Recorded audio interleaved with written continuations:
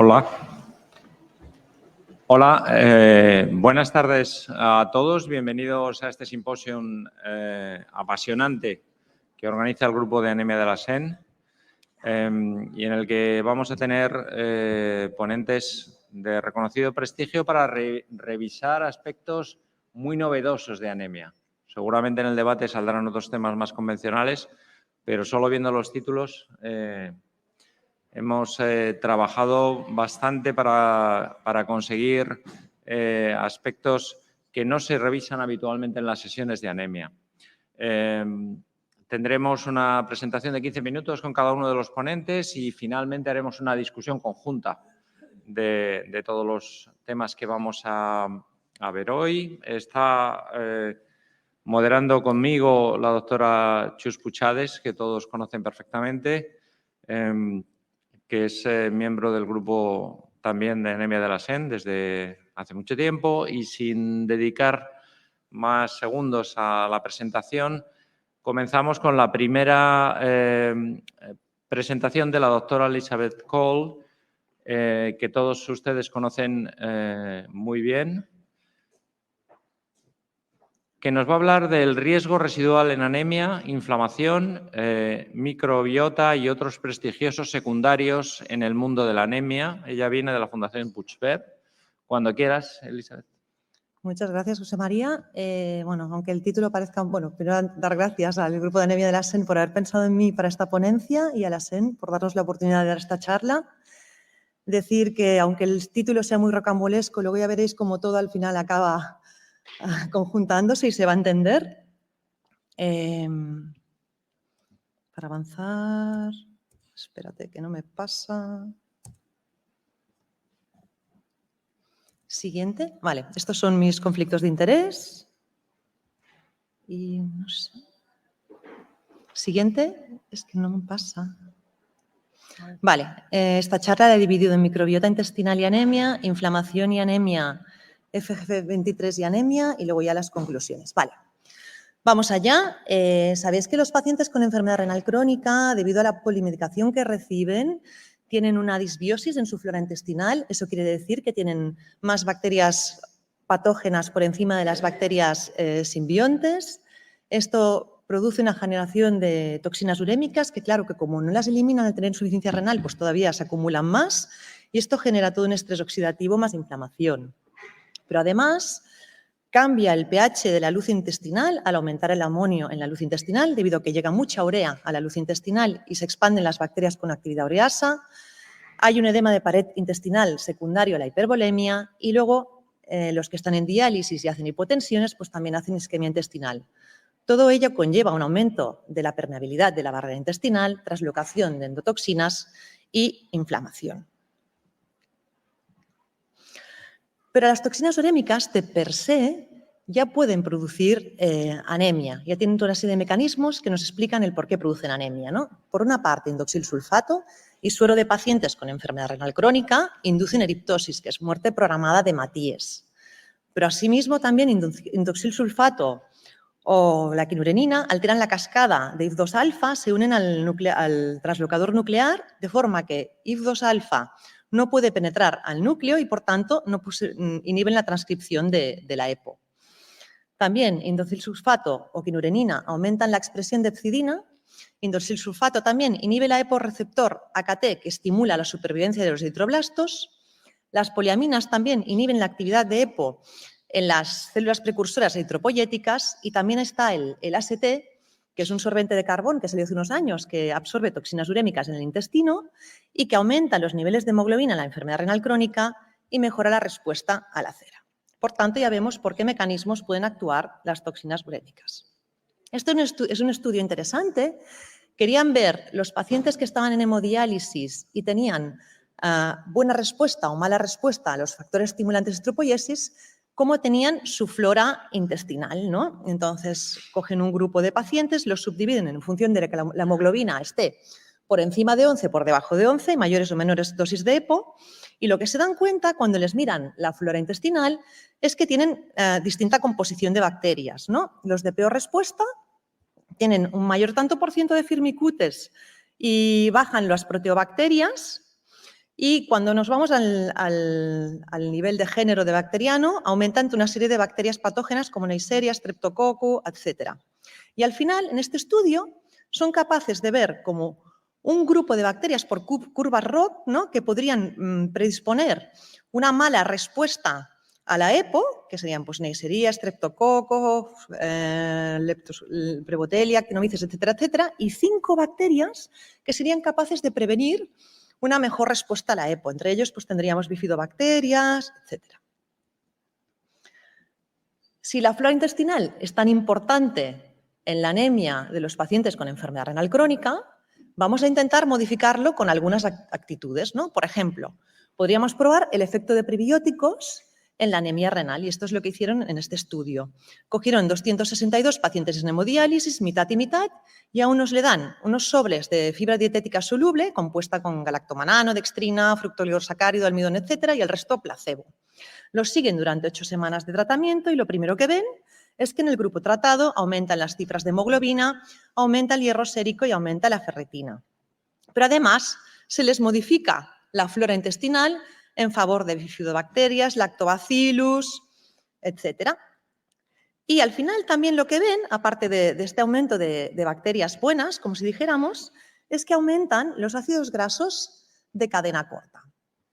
Lo dejo aquí y luego os lo cuento. Nos vamos ya a lo que es la homeostasis del hierro, ¿no? O sea, el hierro se absorbe principalmente en el duodeno, pero este hierro no solo lo aprovechamos nosotros, sino que las bacterias intestinales también lo usan como cofactor para las reacciones redox, vías metabólicas, mecanismos de transporte en cadena, etc. Y el estatus férrico del huésped y la disponibilidad del hierro en la dieta va a afectar a nuestro ecosistema bacteriano.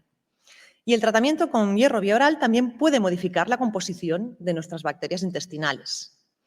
Y luego también tener en cuenta otra cosa, que la biodisponibilidad del hierro oral es súper baja, solo absorbemos un 5 o un 15%. Por tanto, el resto llega a nivel de colon y está disponible para estos microorganismos. En este estudio quisieron comparar el efecto del hierro oral versus el efecto del hierro endovenoso en la flora intestinal. Es un estudio con poquitos pacientes, la verdad es que solo son 14, el seguimiento es a 2 meses, pero empiezan a ver cosas interesantes.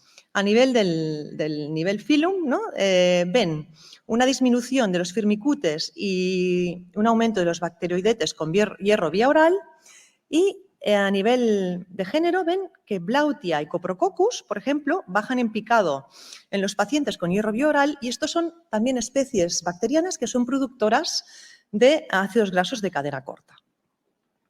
Y luego aquí hay un estudio muy interesante con roxadustat en pacientes en hemodiálisis que tenían anemia renal pero resistencia a los factores estimulantes de la eritropoyesis.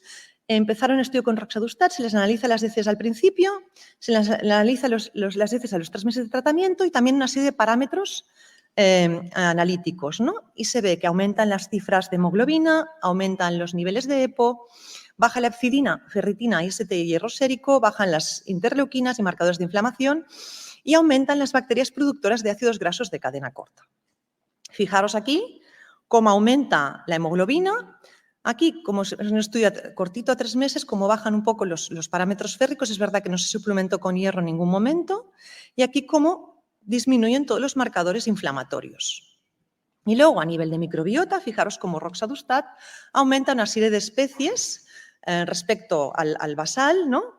Y sobre todo dar importancia al ruminococo y la blautia, bifidobacterias y algunas de estas que son especies productoras de ácidos grasos de cadena corta. Y diréis, qué pesada esta doctora con los ácidos grasos de cadena corta. Pues no, al final los ácidos grasos de cadena corta tienen un efecto directo sobre la eritropoyetina. Se hizo un estudio infundiendo 3-hidroxibutirato a sujetos sanos y vieron que al cabo de 400 minutos se aumentaban las concentraciones de eritropoyetina. Y además, mediante PET-TAC se vio que aumentaba la captación de glucosa por la médula ósea. Esto quiere decir que aumentaba su actividad. Y este estudio, ¿por qué dices? ¿Por qué infunden hidroxibutirato a una persona sana? Pues bueno, porque era para corroborar esto, porque habían visto que los recién nacidos de madres con diabetes, su hematocrito correlacionaba con niveles maternos de 3-hidroxibutirato y que el tratamiento con el SGLT2 de empagliflozina produce un aumento de cuerpos cetónicos que se correlaciona con el aumento de EPO. Y la DAPA también produce un aumento de EPO, reticulocitos y hematíes, aunque sea transitorio. Me voy de la flora intestinal, me paso un poco la inflamación. Este año os hablo menos de inflamación porque hablé mucho de ella el año pasado.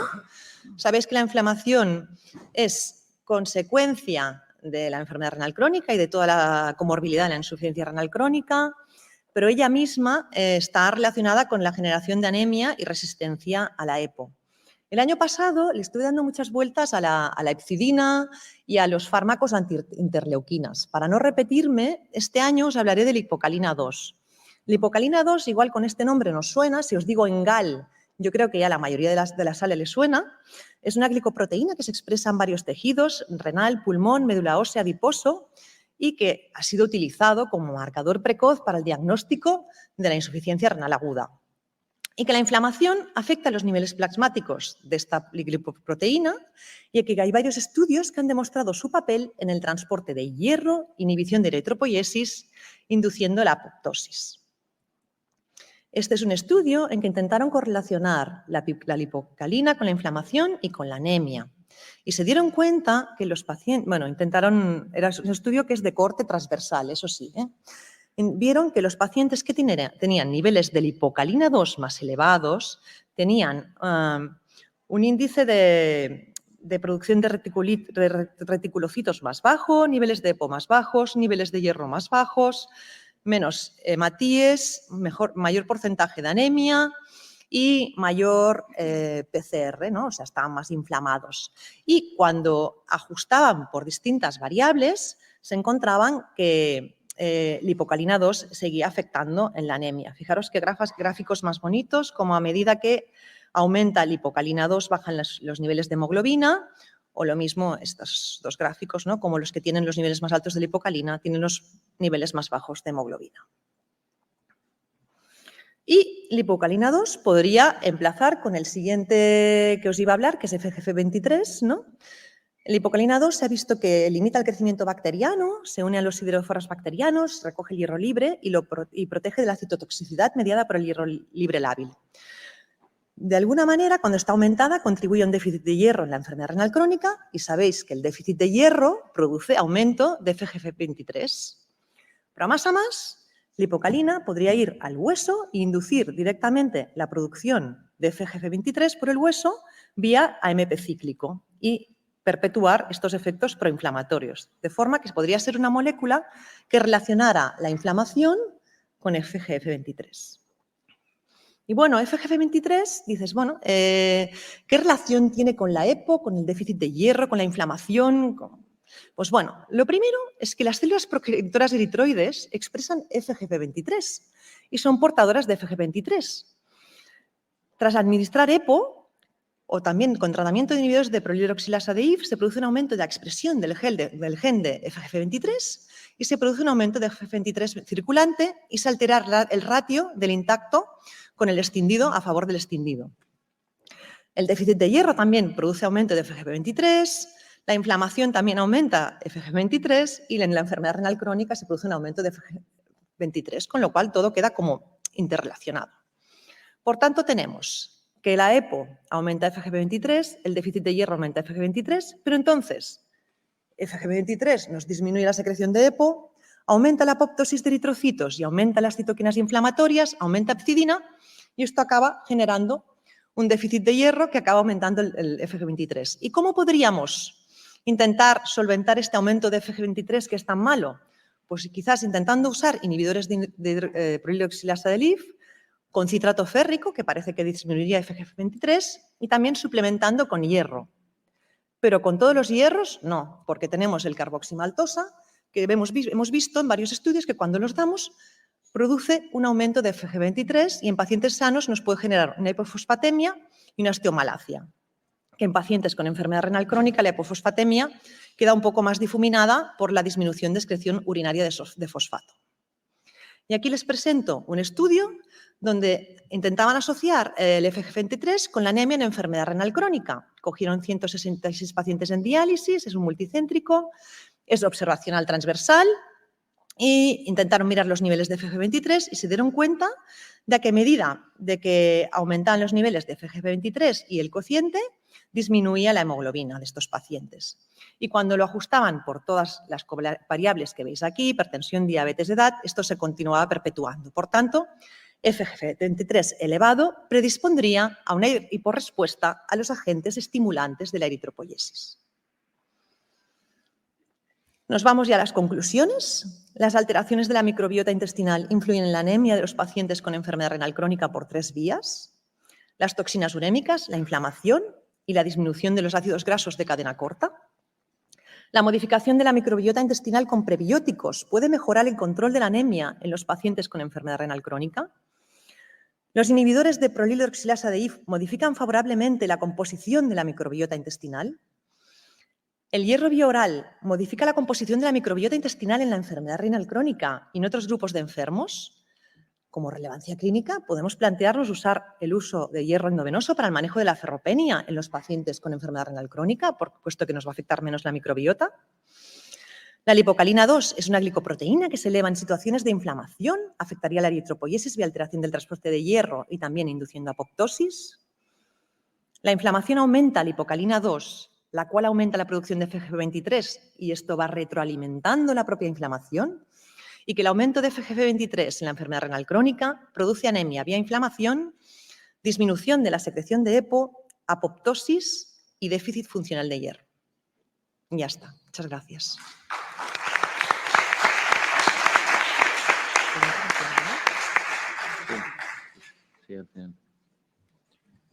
Haremos las preguntas todas después. Bueno, el siguiente ponente, tengo que decir que el grupo de anemia de la SEN tiene varios pilares importantes, pero uno de ellos es el doctor Aleix Cases. La siguiente ponencia, pues no podemos ser más afortunados porque tenemos a uno de los participantes en las controversias, Cadigo, como representante español y de la SEN, al fin y al cabo, con lo cual, además, estas controversias probablemente no nos dejen indiferentes. Entonces, pues, integrando los actores en el manejo de la anemia, controversias Cadigo, la voz del narrador, el doctor Aleix Cases, del Hospital Clínic de Barcelona. Venga, gracias, Chus. Bueno, gracias a la SEN por la invitación y gracias al grupo de anemia. Evidentemente, ¿cómo pasa eso? ¿Cómo pasa esto? ¿Cómo tira para adelante? Vale. Bueno, esta es mi declaración de conflicto de intereses. Evidentemente, he recibido honorarios de consultoría y de conferencias de las empresas que están farmacéuticas relacionadas con la anemia. Soy secretario del grupo de anemia de la SEN, fui national leader del programa ASTEN de fase 3 con daprodustat y he participado, como decía la doctora Puchades, en las controversias Cadigo de anemia 2019 y 2021. Y en eso me voy a centrar, en cuáles fueron las conclusiones de estas dos conferencias. Debo decir, y lo podemos decir luego en la discusión, que la segunda conferencia yo creo que los términos deberían ser más matizables, probablemente porque fue una conferencia online y por lo tanto los tiempos de discusión que tuvimos los diferentes grupos fue menor y luego, si queréis, podemos discutirlo en la discusión. Respecto a las primeras controversias, básicamente se centraron en la ferropenia y la ferroterapia. Respecto al diagnóstico de ferropenia, lo primero que se concluyó es que ni la ferritina ni la saturación de transferrina eran unos marcadores fiables de depósitos de hierro y predecir la respuesta al tratamiento, y que se postulaban nuevos indicadores, como por ejemplo el porcentaje de hematíes hipocrómicos, la hemoglobina reticulocitaria, ya que están ahora más ampliamente disponibles en los autoanalizadores, pero su uso universal está limitado por la ausencia de límites de decisión clínica universales, por lo cual se abogaba por la estandarización y el desarrollo y validación incluso de nuevas herramientas diagnósticas. También se planteaba si serían útiles parámetros para determinar las consecuencias del déficit de hierro o su corrección en otros órganos, músculo esquelético, insuficiencia cardíaca. Deberíamos intentar ver si existen marcadores, sobre todo, de déficit de hierro miocárdico en insuficiencia cardíaca. Y también se estresaba mucho diferenciar entre el déficit absoluto y déficit relativo de hierro, y especialmente el déficit relativo de hierro generado por por un lado, la inflamación e incremento de hepcidina y, por el otro, el déficit relativo de hierro generado por el aumento de la eritropoiesis asociado al uso de agentes estimuladores de la eritropoiesis. Sabemos desde hace tiempo, estudios observacionales, que el déficit de hierro, independientemente de la presencia de anemia, se asocia con un incremento del riesgo de eventos cardiovasculares y de mortalidad, como por ejemplo podemos ver aquí en datos del estudio CK2, pero se han demostrado en muchos otros estudios. Y cuando nos vamos a las evidencias de que hemos demostrado después de 30 años de tratamiento con hierro, la verdad es que los resultados fueron bastante decepcionantes, ¿no? Es evidente que reducen las dosis de agentes estimuladores de la eritropoiesis, tanto en no diálisis como en diálisis. Pivotal demostró una reducción de las transfusiones sanguíneas, y demostró una reducción de insuficiencia cardíaca y de infarto miocardio en diálisis. En no diálisis, esta reducción del riesgo cardiovascular solo es análisis post-hoc de estudios en pacientes con insuficiencia cardíaca. Y cuando hablamos de aspectos relacionados con la calidad de vida de los pacientes, tenemos 0. En este sentido, un reciente estudio observacional demostraba que la disminución de la saturación de transferrina y no la ferritina era un marcador de riesgo de insuficiencia cardíaca y de eventos cardiovasculares, observándose una relación prácticamente dosis dependiente. A menores niveles de saturación de transferrina, más riesgo de eventos y, sobre todo, lo más importante, más beneficio de la ferroterapia en estos pacientes. En cuanto a calidad de vida o capacidad funcional, a partir de ahora ya tenemos 2 estudios en pacientes con enfermedad renal crónica no en diálisis, déficit de hierro y sin anemia. En este primer estudio, en pacientes que recibieron 1 gramo de hierro carboximaltosa o placebo, vemos que la capacidad funcional medida por la test de la marcha de 6 minutos incrementó ligeramente, pero no significativamente, lo mismo que el SF36, pero no alcanzaron significación estadística respecto al grupo placebo. Y en este otro estudio, de similar diseño en pacientes con enfermedad renal crónica, déficit de hierro sin anemia, en este caso 1 gramo de hierro carboximaltosa, a pesar del incremento de la ferritina y de la saturación de transferrina, no se mejoró el test de la marcha de 6 minutos y no se mejoraron los test de calidad de vida de los pacientes ni el consumo pico de oxígeno como otro marcador de funcionalidad. Por lo tanto, por ensayos clínicos no tenemos datos que apoyen este beneficio. Hemos hablado yo diría hasta la náusea en los últimos 20 años del posible efecto tóxico de la ferroterapia, especialmente la ferroterapia endovenosa. Después de las controversias del 2016 y estas últimas del 2019, creo que esto ha quedado contestado. En cuanto al riesgo de infecciones, pues no hay evidencia en estudios en diálisis, es más limitada en estudios no en diálisis por el tiempo de seguimiento, lo mismo que en los eventos cardiovasculares. De hecho, Pivotal demostró un beneficio. Se ha hablado de que el exceso de hierro podría favorecer el desarrollo de diabetes. La evidencia en enfermedad renal crónica no en diálisis es limitada. Existe una evidencia limitada de progresión de la enfermedad renal, es decir, no sabemos si favorece o no la progresión de la enfermedad renal y sabemos que el hierro endovenoso tiene reacciones de hipersensibilidad, pero que su prevalencia, especialmente ahora que no utilizamos hierro dextrano, es mínima. Se discutió sobre ferroterapia, metabolismo óseo mineral, de esto ya habló el año pasado y ha vuelto a hablar la doctora Coll, y también de la importancia del déficit de hierro y el sistema inmune, y es el papel de la microbiota, de lo cual también nos ha hablado la doctora Coll. En cuanto a otros aspectos de la ferroterapia, pues por supuesto las limitaciones de la ferroterapia oral, en el sentido de, digamos, dificultad de menor absorción, mala tolerancia gastrointestinal, compliance. Se hablaba de los beneficios de las nuevas formulaciones y en este sentido lo único que se mojaban es en el citrato férrico, que no disponemos en España. Parece que existen intentos de que se apruebe en Europa el citrato férrico por vía oral. Y en cuanto a la estrategia de dosis, ¿cuál es la estrategia de dosis mejor? Se ha visto en pacientes no renales que la estrategia diaria disminuye la absorción fraccional de hierro porque se aumenta epsidina, en cambio, cuando se hacen a días alternos, esta absorción fraccional mejora porque disminuye epsidina y, por lo tanto, permite una mejor absorción de hierro. Y se hablaba de hacer estudios en este sentido. En cuanto a la ferroterapia endovenosa, pues bueno, todos sabemos que es superior a la vía oral. El riesgo de hipofosforemia con algunos de los fármacos que se han descrito, como ha comentado la doctora Coll, el riesgo de anafilaxia. Con algunos estudios parecían observarse un incremento de la proteinuria, pero que no se ha demostrado en la mayoría de estudios. Y se hablaba de que en enfermedad renal crónica no diálisis necesitamos estudios sobre eventos duros y sobre calidad de vida de los pacientes, como un pivotal-like, pero en enfermedad renal crónica no en diálisis, en pacientes sin anemia y con déficit de hierro.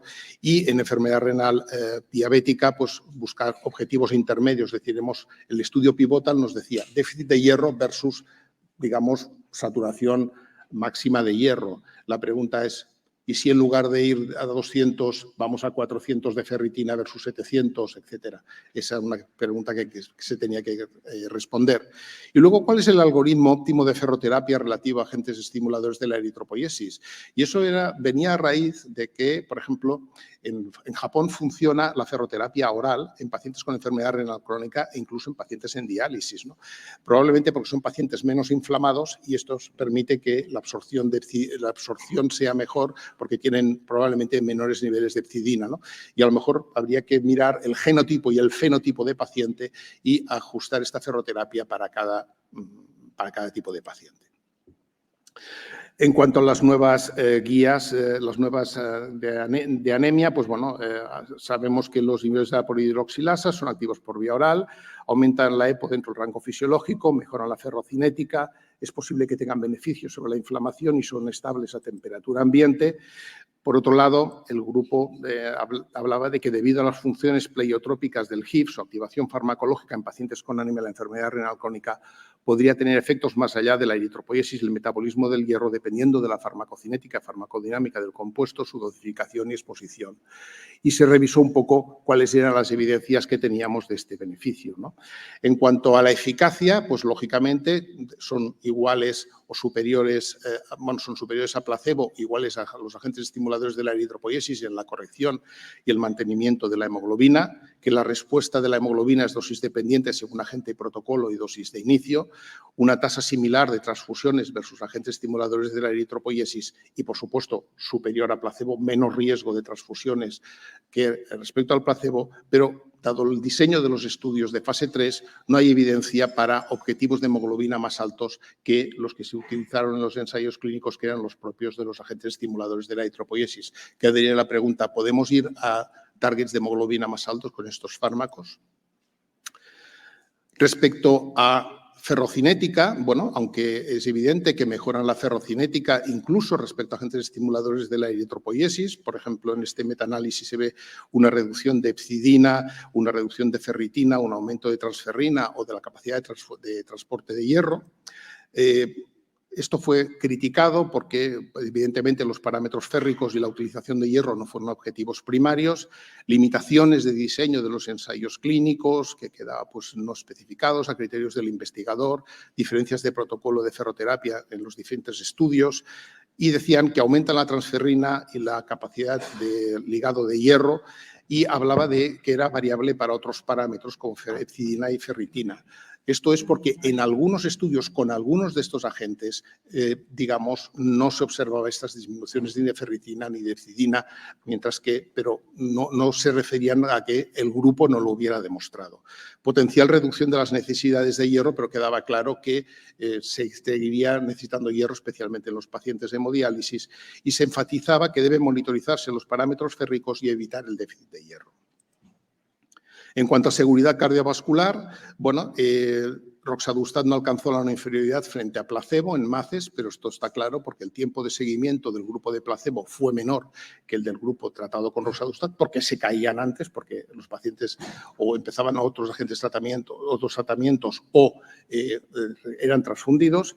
En cuanto a seguridad cardiovascular, roxadustat la alcanzó en el análisis por intention to treat, vadadustat no alcanzó la no inferioridad en cuanto a MACES y daprodustat no cumplió el criterio de no inferioridad basado en el análisis on treatment, pero sí en el intention to treat. Pero esto es el motivo por el cual roxadustat se ha aprobado por la EMA en pacientes no en diálisis, mientras que varaldustat y daprodustat no se han aceptado y, de hecho, hablaba como grupo, no como molécula. Los principales ensayos clínicos han fallado en demostrar de forma concluyente que los inhibidores de la polihidroxilasa de HIF son no inferiores frente a placebo o a agentes estimuladores de la eritropoiesis. En cuanto a diálisis, pues bueno, salvo pequeñas diferencias, sí que se alcanzaba la no inferioridad y, por lo tanto, ahí se concluía que sí que habían concluido la no inferioridad respecto a agentes estimuladores de la eritropoiesis. En cuanto a progresión de la enfermedad, aunque se hablaba de que, sobre todo en fracaso renal agudo, los inhibidores de la polihidroxilasa HIF podían tener un beneficio, se ve claramente que con ninguna de las 3 moléculas que han hecho un desarrollo global hay un beneficio en cuanto a la progresión, ni tampoco, por supuesto, un efecto deleterio. Otros aspectos de seguridad, no hay evidencia de aumento de neoplasias, aunque evidentemente el tiempo de exposición es corto. Esto nos va a decir los estudios de fase 4. Yo creo que los que ya en Asia, en Japón, ya hace tiempo que están utilizando, no se ha visto ninguna señal de alarma. No hay evidencia de agravación de la progresión de la nefropatía diabética. De hecho, no hay incremento de los niveles de vascular endotelial growth factor a las dosis utilizadas con estos fármacos. No hay evidencia de aumento del riesgo de hipertensión. La reducción de colesterol total y LDL con roxadustat y daprodustat, no con otras moléculas, y la pregunta es cuál es la relevancia clínica. El aumento del riesgo de trombosis con algunos fármacos de la familia es un efecto clase, es un efecto exclusivo de algún agente, está relacionado con incremento rápido de los niveles de hemoglobina que se ha observado en algunos estudios con algún fármaco, la activación de la coagulación, la hipoxia activa la coagulación, el aumento de los niveles de transferrina, diferencias en las estrategias de ferroterapia entre los diferentes ensayos clínicos. Sabemos que la ferropenia favorece la trombosis y se hablaba de precaución en pacientes con poliquistosis renal por la posibilidad de que se incremente el crecimiento de los quistes. No hay datos de estudios de trasplante renal y sabemos que los HIF actúan sobre la vía de la inflamación y de la inmunidad. ¿Qué hacer con los pacientes hiporrespondedores? Tenemos algunos datos prometedores, pero se necesitaban datos, ¿no? Por lo tanto, como conclusiones de las controversias, es que los parámetros utilizados no son fiables y necesitamos otros parámetros. Hay que buscar umbrales, objetivos y estrategias de tratamiento óptimos para la anemia, porque siguen siendo desconocidos y hay que individualizar en situaciones específicas. Desarrollar ensayos clínicos en enfermedad renal crónica no diálisis con déficit de hierro sin anemia con distintas formulaciones de hierro, oral, hierro citrato o hierro endovenoso sobre eventos duros y PROMS para los pacientes y un ensayo clínico pragmático en hemodiálisis con diferentes targets de ferritina, 400, 700, 1200 sobre eventos duros y PROMS, que los inhibidores de la polihidroxilasa no son no inferiores a los agentes estimuladores de la eritropoiesis convencionales para aumentar y mantener las concentraciones de hemoglobina en pacientes con enfermedad renal crónica no en diálisis o en diálisis y reducir las necesidades transfusionales versus placebo. Son inferiores o, en el mejor de los casos, similares a los agentes estimuladores de la eritropoiesis convencionales respecto a seguridad cardiovascular. Estoy hablando como grupo, no como fármacos.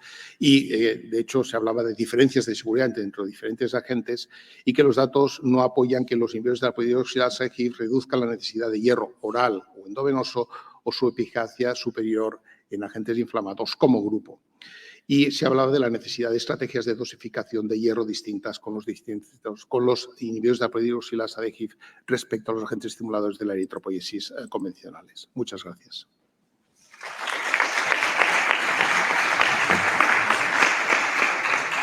Muy bien, muchas gracias, Alex. Después de oír la voz del narrador, seguimos con este símil cinéfilo y vamos a escuchar a la doctora Raquel Ojeda de Córdoba cómo revisa la optimización del tratamiento de la anemia en el riesgo cardiovascular y renal, los efectos especiales de estas situaciones. Muchas gracias, Raquel. Muchas gracias a vosotros, José. Gracias al grupo de anemia de la SEN por invitarme y a la SEN por invitarme a estar hoy aquí.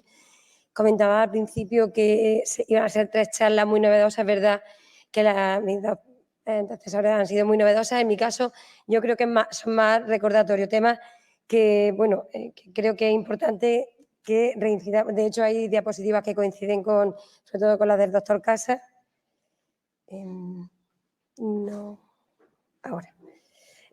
Y bueno, sobre todo para hacer hincapié en que la anemia, o sea, yo creo que de mi charla vaya a aprender pocas cosas nuevas, pero sí que vamos a recordar que es muy importante buscarla y tratarla, porque no solo buscarla y verla, sino que, bueno, que es importantísimo tratarla, ver un problema y solucionarlo.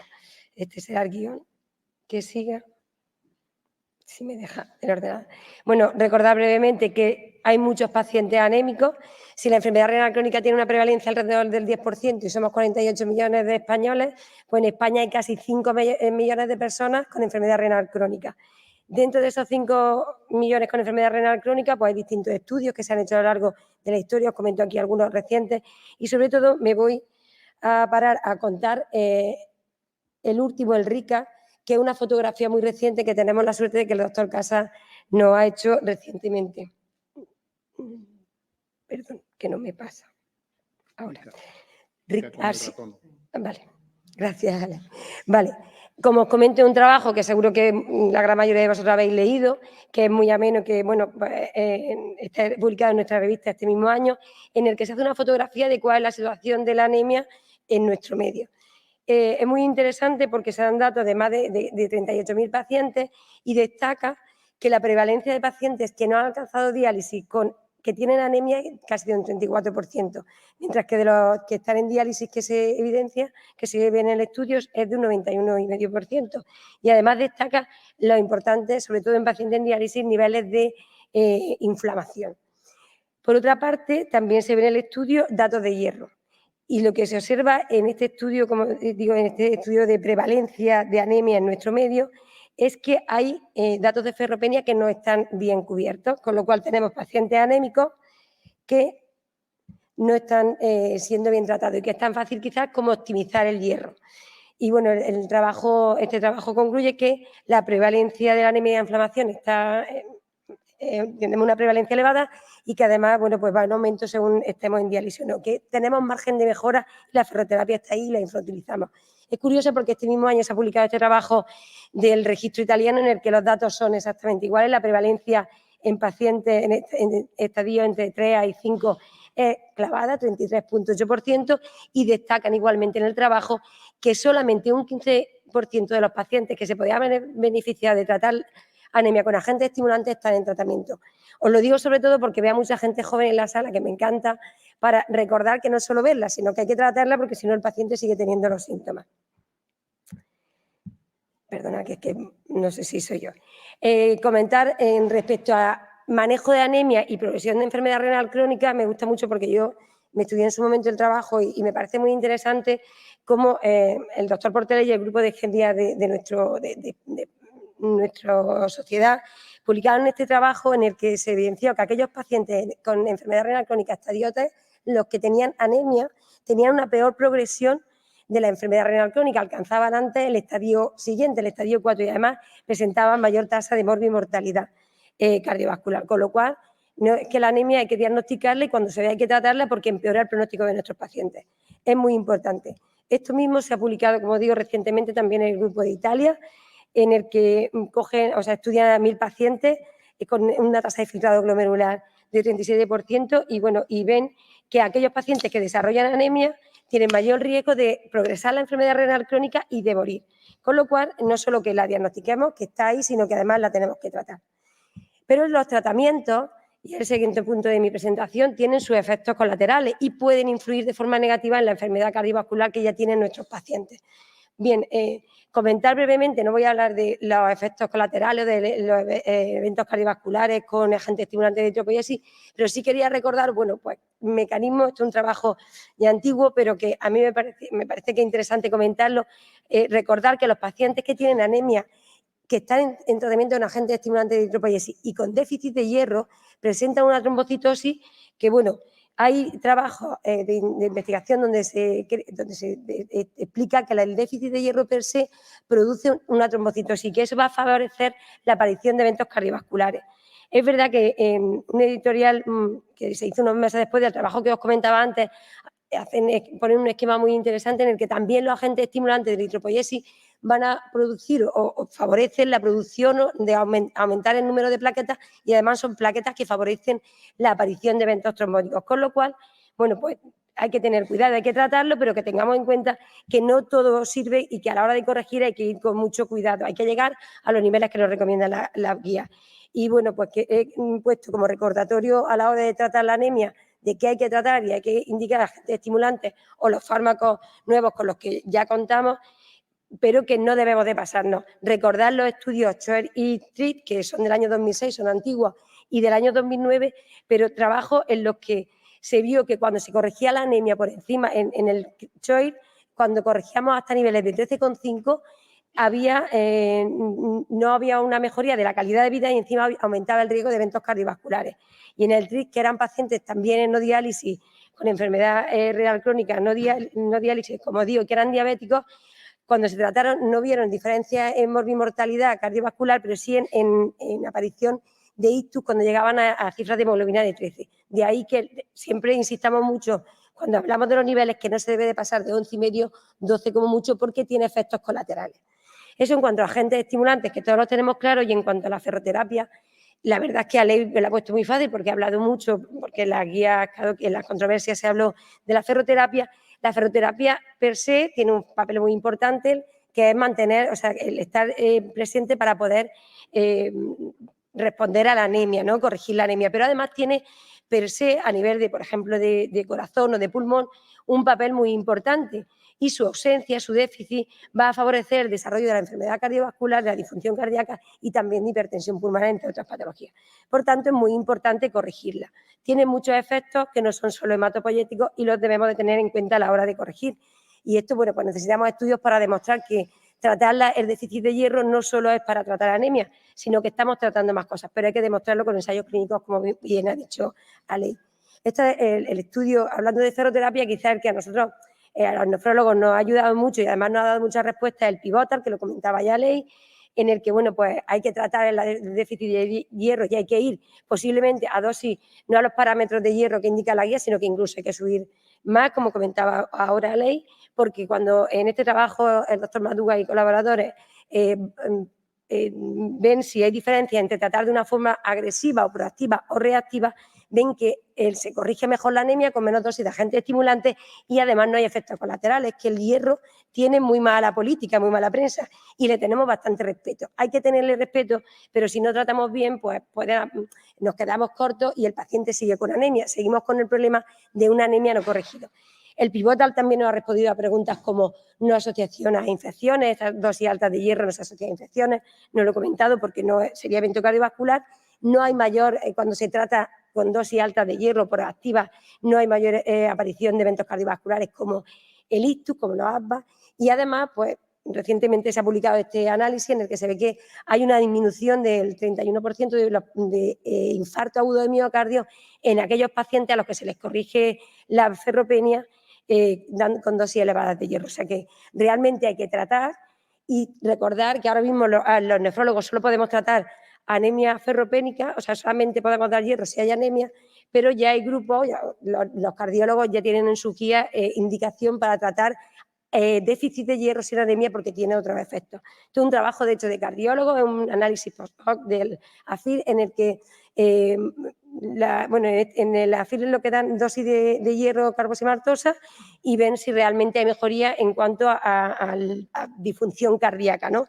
En este análisis lo que quieren ver es que lo confirman en el estudio y en el análisis quieren ver que independientemente del grado de función de filtrado glomerular, el hierro es eficaz, haya o no haya anemia, que es en este estudio. Y en el Ironman, que se ha publicado a finales del año pasado, un trabajo muy interesante con un número muy importante de pacientes en el que se demuestra que aquellos pacientes con déficit de hierro, independientemente de que tengan anemia o no, de hecho no tienen anemia, con disfunción cardíaca, con una fracción de eyección por debajo del 45%, hay una disminución de forma significativa tanto de los ingresos por insuficiencia cardíaca congestiva como de muertes por eventos cardiovasculares. Yo creo que esto, de hecho, ha favorecido el que los cardiólogos, como veréis en todos los hospitales, lo utilicen de una manera muy proactiva. Recientemente, hace muy poco, se ha publicado este metaanálisis en el que unen los datos de los dos grupos, de los dos trabajos, del Ironman y de la FIN. Y bueno, el mensaje es que tanto hierro carboximaltosa como el hierro dextrosa son eficaces para el tratamiento de la ferropenia en pacientes con insuficiencia cardíaca. Creo que es muy importante, no tienen eventos colaterales, los dos son igual de efectivos y tienen indicación. Y de hecho, en este metaanálisis, bueno, en esta revisión de principios de año, veis que cuando hay una prevalencia muy elevada en eventos, en patología cardiovascular de ferropenia, la prevalencia, fijaros, en insuficiencia cardíaca con fracción de eyección reducida está por debajo del 50%, pero mirar aquí, pues, ictus, hipertensión pulmonar, fibrilación auricular, en todo hay ferropenia, pero la única en la que las guías recomiendan utilizar el hierro por estos estudios que he comentado previamente, aunque no haya anemia, como digo, en ese caso nosotros los nefrólogos no tenemos esa indicación ahora mismo, tenemos que hacer los estudios, sería insuficiencia cardíaca con fracción de eyección reducida. En cuanto a eventos cardiovasculares y estabilizantes de I, pues, bueno, Ale lo ha comentado todo, no voy a decir nada nuevo, porque, bueno, los datos que tenemos ahora mismo tienen un perfil muy seguro, las tablas de hecho son similares a las de Ale, así que solamente decir que, bueno, que están aquí, que ya los podemos utilizar y que yo creo que, bueno, pues que el perfil ahora mismo es seguro, con lo cual, si disponemos de ellos, ahora disponemos de eventos de rosaductas, pues vamos a utilizarlo, porque lo que es importante es que debemos de tratar la anemia. Otro parámetro muy importante que en alguna época se ha hablado mucho y ahora está un poco como olvidado y el doctor Portoles lo recuerda mucho porque, bueno, otras cosas, porque él publicó un trabajo en el que se demuestra que la variabilidad de la cifra de hemoglobina per se puede aumentar el riesgo de padecer eventos cardiovasculares y esto es muy importante.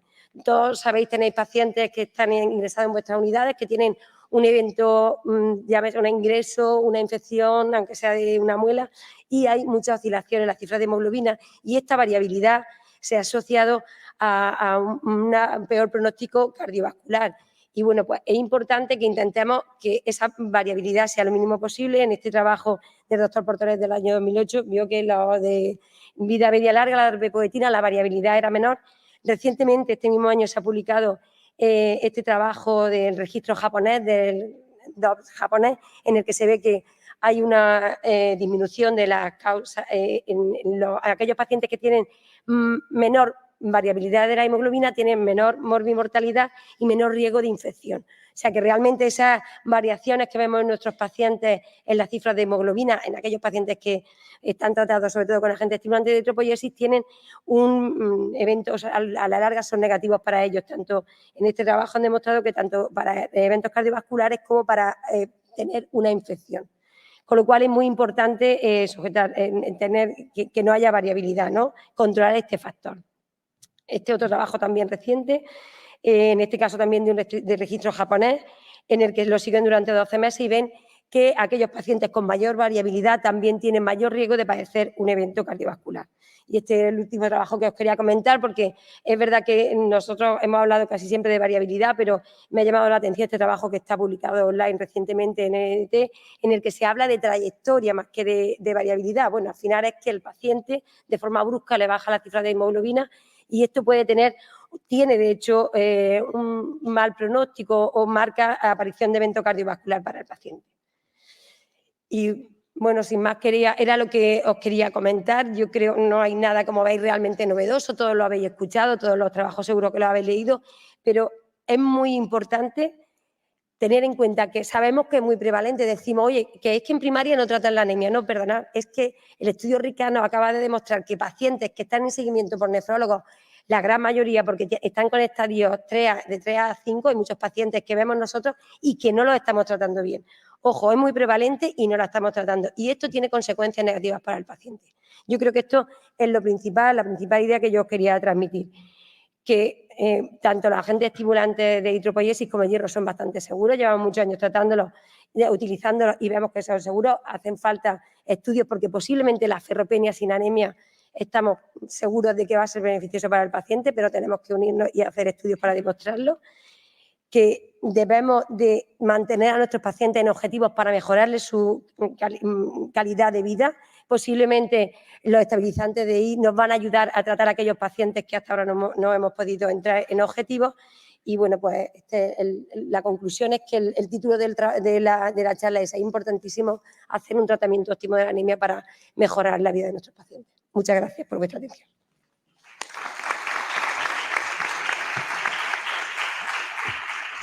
Bueno, pues muchas gracias a los tres ponentes por ceñirse al tiempo y por sus excelentes presentaciones. Pasamos a la discusión, si hay alguna pregunta o en la sala. El doctor Núñez.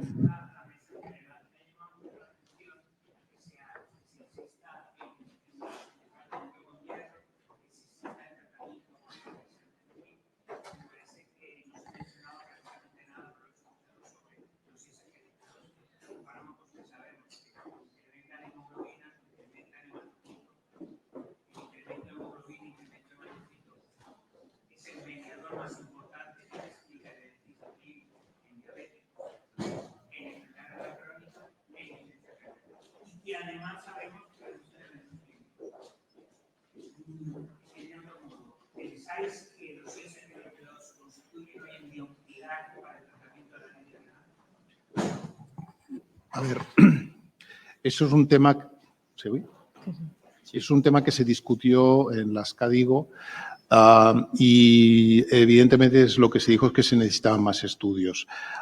Yo fui el ponente de esa mesa y tengo que decir que yo hablé de que probablemente los ISGLT2 no son fármacos para el tratamiento de la anemia, porque son fármacos que vamos a dar antes para el tratamiento de la diabetes, para el tratamiento de la insuficiencia cardíaca y para el tratamiento de la enfermedad renal crónica. Que, por lo tanto, lo que sí que van a hacer es retrasar en las necesidades de anemia.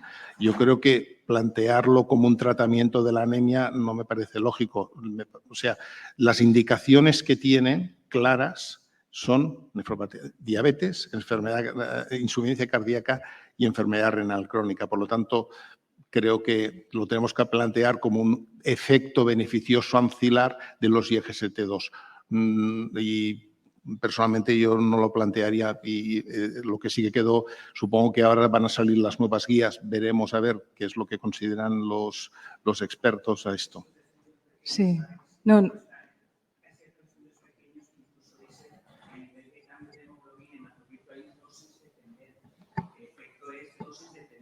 Actualmente asumimos que hay solamente una dosis de los fármacos y probablemente esto es así en diabetes, pero puede ser que no sea así en insuficiencia cardíaca y en enfermedad renal crónica. Claro, pero cuidado porque en insuficiencia cardíaca y en enfermedad renal crónica se han probado las dosis bajas. Habría que demostrar la eficacia y seguridad de dosis más altas, que es lo que se han empleado en diabetes, ¿no? Canaglifosina 300, empaglifosina 25. Es lo que venía a decir. Sí que existen estudios, por ejemplo, del Credence, de canaglifosina en pacientes diabéticos con enfermedad renal crónica, que el grupo de canaglifosina desarrolla anemia, es decir, fases precoces, la mitad, o sea, un porcentaje, la mitad de los pacientes que estaban randomizados al grupo placebo. O sea que quizás efectivamente está como retrasando la aparición de la anemia en estos pacientes porque está protegiéndoles. Y además que la vía que utilizan es una vía muy, al parecer, bueno, hay varias hipótesis, ¿no? Pero que la vía que utiliza ISGLT2 es tremendamente interesante porque es a través de IF2 alfa, ¿no? Sí. Y evitando el IF1 alfa, ¿no? Que sería el que no nos interesaría. Exacto. Y que los la idea sería, actúan por dos vías, por un lado activación de HIF y la segunda vía, que es una vía también más interesante, el incremento de las vías de privación sirtuina 1, que indirectamente lo que hacen es inhibir la activación de HIF1, que es la que en principio, como me ha comentado Chus, no nos interesa. Pero yo, evidentemente, habría que hacer algún ensayo clínico, pero evidentemente, especialmente en cuanto a seguridad, porque lo estaríamos hablando de pacientes con enfermedad renal crónica en el cual no se ha aprobado las dosis más altas. Yo, a día de hoy, y lo que se comentó en las controversias, es que serían fármacos que los daríamos con su indicación y que lo que nos haría sería retrasar la progresión de la enfermedad renal. Ir a un posible tratamiento adicional de la anemia requeriría ensayos clínicos. Para completar más el cuadro, en un subanálisis de los estudios de dapagliflozina, el metabolismo férrico también asocia un mayor riesgo, con independencia de la presencia o no de anemia en estos pacientes, lo cual nos lleva a muchos más elementos. Y yo quería preguntar a la mesa, ¿pensáis que los efectos beneficiosos que hemos visto en el pivotal con la administración de hierro, por ejemplo, o los que vienen del campo de la cardiología, son por la administración de hierro per se o se podrían ver reproducidos con un mejor manejo del hierro con los nuevos productos de HIF, de estabilizadas del HIF? Es decir, lo que se trata es de añadir más hierro o un manejo, una movilización de hierro útil conseguiría unos efectos similares. Pregunta. Yo creo, estoy convencida que desde luego es mucho más fisiológico el manejo del hierro con los estabilizantes de ISCO, como que la médula ósea va a disponer de él de una forma más regulada. Yo creo que no es solo cantidad, sino disposición en el momento en el que necesita fabricar, con lo cual incluso puede ser eso para evitar esas variaciones de hemoglobina. Los estabilizantes van a mejorar el perfil de hierro, se va a utilizar menos y se va a optimizar. O sea, se va a optimizar los depósitos del paciente. Yo estoy convencida que con los estabilizantes vamos a ver una disminución, mejor manejo de la ferropenia con disminución del consumo, como se ha visto en los estudios, pero que como los estudios no han ido dirigidos a eso, en la vida real lo vamos a poder confirmar. Esa es mi opinión. Vamos, creo que sería más que dosis elevadas, es dosis distanciada en el tiempo, no, es manejo del hierro, depósitos, hierro que está en el depósito y se puede optimizar esos depósitos. Y además será favorable para el paciente para que haya menos depósito de hierro en los órganos, que como sabemos está ahí el depósito de hierro, y bueno, que a la larga no sabemos si puede ser perjudicial para el paciente. Yo creo que estabilizantes de I nos va a ser beneficioso en ese campo. Yo creo que Pivotal contestó una pregunta: repleción de hierro versus depleción de hierro. La respuesta quedó clara. Eso surgió en las CADIGO y una de las cosas que se plantearon, nos vamos a ir a otros targets de hierro, 400, 700 e incluso llegar a 1200, como el estudio de Daniel Cohen, ver cuál es la eficacia y cuál es la seguridad, ¿no? Y otro aspecto importante, yo creo que mejorar la ferrocinética tiene que ser también un objetivo. Los estudios a relativamente corto plazo, máximos Pivotal 2 años, nos han demostrado un beneficio de la repleción versus la depleción. Pero a mí me gustan mucho los estudios que está haciendo Guy Ruiz-Stocker con resonancia magnética hepática y ha visto que niveles de ferritina relativamente altos, no estamos hablando de 700, sino estamos hablando de 400, 500, se asocian con hígado graso. Por eso ahí va mi pregunta exactamente. ¿El beneficio que se obtiene en Pivotal es en el mundo EPO más hierro, es por el aporte de hierro per se o es por tener más hierro disponible? Porque si es por tener más hierro disponible, podríamos tener una situación de mejor hierro disponible sin dar hierro, utilizando otros productos. Ahí va mi pregunta. Sin duda, que estamos de acuerdo en que... Y quizás, Alex, piensas que hay otros protagonistas que el hierro está corrigiendo. Es decir, Pivotal también no solamente mejora la mortalidad, es que además hace una disminución.